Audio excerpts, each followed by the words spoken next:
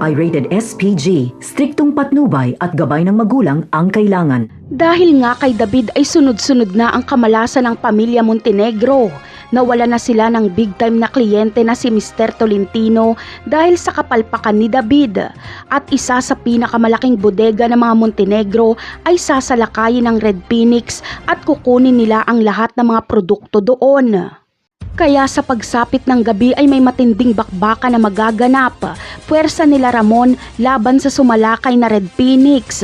Kapag nagkataong nasa bodega si Ramon ay makakabakbakan niya si Lucio at ang bayaw niyang si Edwin. Sa lakas ng puwersa ng Red Phoenix ay siguradong mapapaatras sila Ramon.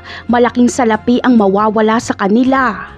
Sa kabilang banda naman ay dahil seryoso si Pablo kay Bubbles ay lalakasan niya ang kanyang loob at isasama niya si Bubbles sa kanilang bahay. Ipapakilala niya ito sa kanyang mamita. Gustong-gusto na kasi ni Pablo na pakasalan si Bubbles dahil baka mapunta pa ito sa iba. Ngunit ang magiging problema lang dito ay ang kanyang lolo at lola dahil siguradong hindi nila tanggap si Bubbles. Kapag malaman ni Senyora Bettina na mahirap lang si Bubbles, ay basura ang tingin niya dito at harap-harapan niyang sasabihan si Bubbles na hindi ito nababagay kay Pablo.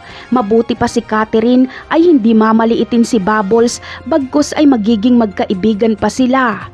Ngunit paano kaya kapag magkaalaman na anak ni Marcelo at Olga si Bubbles? Tatanggapin kaya ng mga kabalyero si Bubbles para kay Pablo?